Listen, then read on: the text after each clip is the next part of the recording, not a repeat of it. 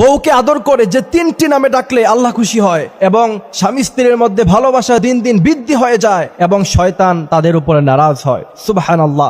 বউকে আদর করে এই তিনটি নামে সবসময় ডাকবেন। আল্লাহ রাসূল সাল্লাল্লাহু আলাইহি ওয়াসাল্লাম আম্মা জানা আয়েশা রাদিয়াল্লাহু তাআলা আনহাকে এই তিনটি নামে তিনি কিন্তু ডাকতেন। আমার ভাইয়েরা, আজকে বিয়ে হওয়ার পরে মডার্ন যুগ, স্ত্রীকে জান বলে ডাকে, তারপর আর কি যেন বেবি বলে ডাকে, অথচ আল্লাহ রাসূল সাল্লাল্লাহু আলাইহি ওয়াসাল্লাম একজন স্বামী হিসাবে ছিলেন সবচাইতে ভালো স্বামী। আম্মা জান আয়েশা রাদিয়াল্লাহু তাআলা আনহা বলতেন, আল্লাহ রাসূল সাল্লাল্লাহু আলাইহি ওয়াসাল্লাম আমাদেরকে যে ভালোবাসা, যে মহব্বত দিয়েছেন, পৃথিবীর কোন স্বামী তার স্ত্রীকে এত বেশি ভালোবাসতে পারে বলে আমার কাছে মনে হয় না। আম্মা জান আয়েশা রাদিয়াল্লাহু তাআলা আনহা বলছেন, আল্লাহ রাসূল সাল্লাল্লাহু আলাইহি ওয়াসাল্লাম আমাকে প্রথমে ডাকতেন হুমাইরা বলে। হুমাইরা শব্দের অর্থ হচ্ছে লাল ধরনের একটা দামি পাখি। দ্বিতীয় নম্বরে আপনি চাইলে আপনার স্ত্রীকে তার বাবার নাম ধরে ইবনাতুন শব্দ লাগিয়ে আপনি আপনার স্ত্রীকে ডাকতে পারেন। তৃতীয় নম্বরে আল্লাহ রাসূল